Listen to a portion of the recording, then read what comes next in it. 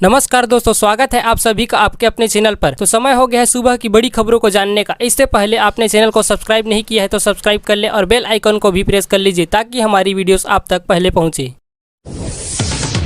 हरियाणा में दिख रहा उल्टा ट्रेंड। 1 लाख से अधिक मजदूरों ने वापस आने के लिए किया अप्लाई। जी हां दोस्तों, लॉकडाउन की वजह से पूरे देश में प्रवासी मजदूरों का शहरों से गांव की ओर पलायन जारी है, लेकिन राजधानी दिल्ली से लगे राज्य हरियाणा में कुछ अलग ही नजारा दिख रहा है। बिहार और उत्तर प्रदेश के 1,09,000 मजदूरों ने हरियाणा वापस आने के लिए राज्य सरकार के वेब पोर्टल पर आवेदन किया है। 80% लोगों ने हरियाणा के गुरुग्राम, फरीदाबाद, पानीपत, सोनीपत, झज्जर, यमुनानगर और रेवाड़ी में वापस आने के लिए आवेदन भेजा है। 50,000 से कुछ अधिक ऐसे मजदूर हैं जो गुरुग्राम वापस आना चाहते हैं।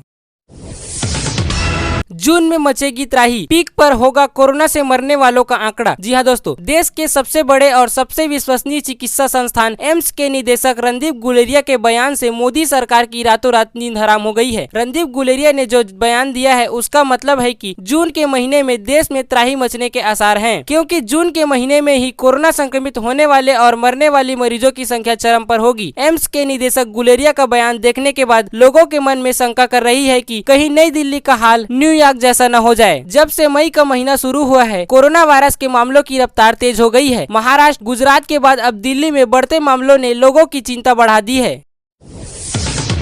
महाराष्ट्र सरकार ने कर दिया आदेश जिसका था हर माँ बाप को इंतजार। जी हां दोस्तों, महाराष्ट्र शिक्षा विभाग ने स्कूलों को शैक्षणिक वर्ष 2020-21 के लिए शुल्क वृद्धि नहीं करने का निर्देश दिया है। महाराष्ट्र शिक्षा विभाग ने शैक्षणिक वर्ष 2020-21 के लिए शुल्क वृद्धि नहीं करने का निर्देश देने वाले स्कूलों को नई गाइडलाइन जारी किए हैं और संस्थानों को एक ही बार में शैक्षणिक वर्ष 2019-20 और 20-21 के लिए शेष शुल्क का भुगतान करने के लिए अभिभावकों को बाध्य नहीं करने को कहा है। बिहार में कोरोना के 10 नए मामले, संक्रमितों की संख्या 589 हुई। जी हां दोस्तों, बिहार में कोरोना वायरस संक्रमितों की संख्या लगातार बढ़ रही है। शनिवार को राज्य के विभिन्न जिलों में और 10 लोगों के कोरोना वायरस से संक्रमित होने की पुष्टि हुई, जिससे राज्य में संक्रमितों की संख्या बढ़कर 589 तक पहुंच गई। चमकी बुखार के लिए चर्चित मुजफ्फरपुर जिले में भी शनिवार को 3 पॉजिटिव मरीज मिले, जिससे राज्य में कोरोना प्रभावित जिलों की संख्या 37 हो गई।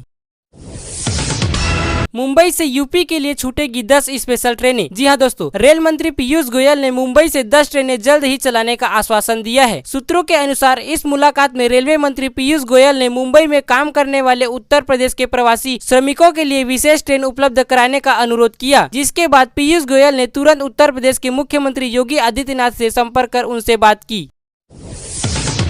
31 मई तक बढ़ाई जाएगी लॉकडाउन की अवधि। जी हां दोस्तों, देश में एक के बाद एक दर्दनाक घटना। अब ट्रेन से कटकर 14 मजदूरों की मौत। 17 मई को लॉकडाउन की अवधि पूरा होते ही बाजार में ईद खरीदारी को लेकर भीड़ होने लगेगी। ऐसे में लॉकडाउन की अवधि बढ़ा दे, साथ ही इस दौरान मार्केटिंग में भी कोई छूट नहीं दे, नहीं तो ईद की खरीदारी को लेकर बाजार में बहुत भीड़ हो जाएगी।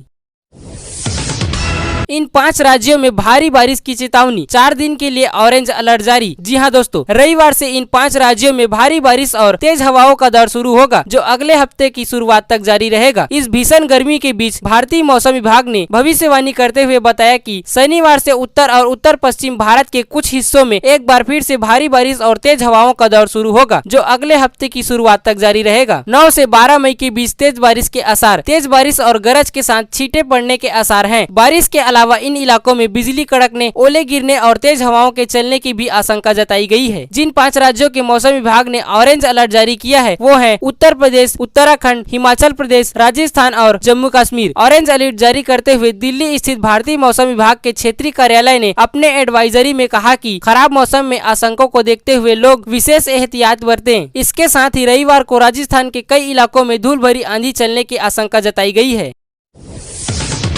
दिल्ली में अब शराब की होम डिलीवरी के लिए बनेगा मोबाइल ऐप। जी हां दोस्तों, शराब की दुकानों पर शारीरिक दूरी के उल्लंघन के मामले में और ई कूपन की वेबसाइट के ठप होने के बाद अब होम डिलीवरी की सेवा शुरू करने की योजना को लेकर सरकार तेजी से आगे बढ़ रही है। शुक्रवार को आबकारी विभाग के आयुक्त बैठक में अधिकारियों की होम डिलीवरी के लिए मोबाइल ऐप की व्यवस्था समझने को कहा। आबकारी आयुक्त से होम डिलीवरी को लेकर प्रस्ताव बनाने को मुख्य सचिव ने 3 दिन पहले कहा था। केंद्र सरकार की गाइडलाइन के अनुसार खोले जाने योग्य 70 निजी शराब दुकानों का सर्वे पूरा हो गया है। राजधानी से करीब 863 में से 500 दुकानें निजी हैं। इनमें से सरकार ने अभी निगमों की 200 के करीब दुकानों को ही मंजूरी दी है।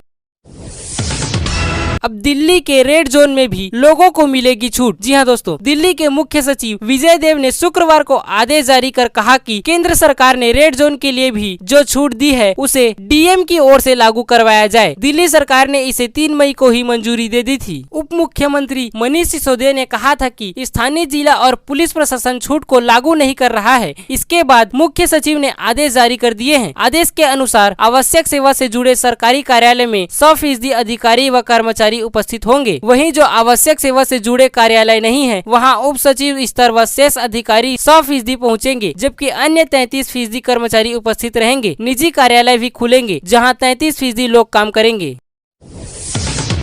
698 भारतीयों को लेकर मालदीव से लौट रहा आईएनएस जलाश्व। जी हाँ दोस्तों, सरकार विदेशों से भारत लौटने की इच्छा रखने वाले नागरिकों को वापस ला रही है। इसी कड़ी में ऑपरेशन समुद्र सेतु नामक मिशन के तहत भारतीय नौसेना का आईएनएस जलाश्व मालदीव की राजधानी माले से 698 भारतीयों को लेकर स्वदेश लौट रहा है। आईएनएस जलाश्व के जरिए लाए जा रहे लोगों में 595 पुरुष और 103 महिलाएं शामिल है।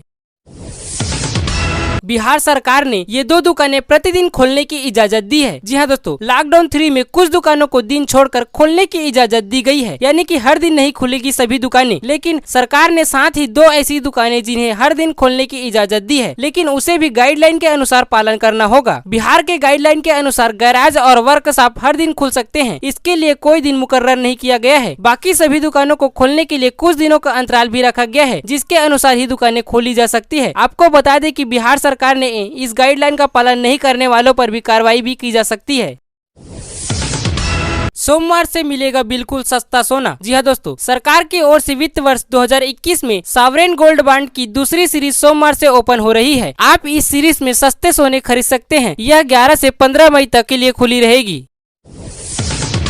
एसबीआई ने दिया बड़ा झटका, होम लोन पर बढ़ाया ब्याज। जी हाँ दोस्तों, भारतीय स्टेट बैंक ने होम लोन दर में 30 आधार अंक का इजाफा कर दिया है। बैंक अधिकारियों ने बताया कि कोरोना वायरस महामारी की वजह से रियल्टी फर्म्स के लिए क्रेडिट रिस्क बढ़ गया है। एसबीआई ने प्रॉपर्टी के आधार पर लिए जाने वाले पर्सनल लोन पर भी ब्याज दरें में 0.30% का इजाफा किया है। लोन दर में 30% का यह इजाफा मार्जिन बढ़ाकर किया गया है। नई दरें 1 मई से 2020 से लागू हो गई है। इसी तरह की खबरें या हमारे चैनल से जुड़े रहने के लिए आप हमारे चैनल को सब्सक्राइब कर सकते हैं और दोस्तों के साथ में भी शेयर कर सकते हैं।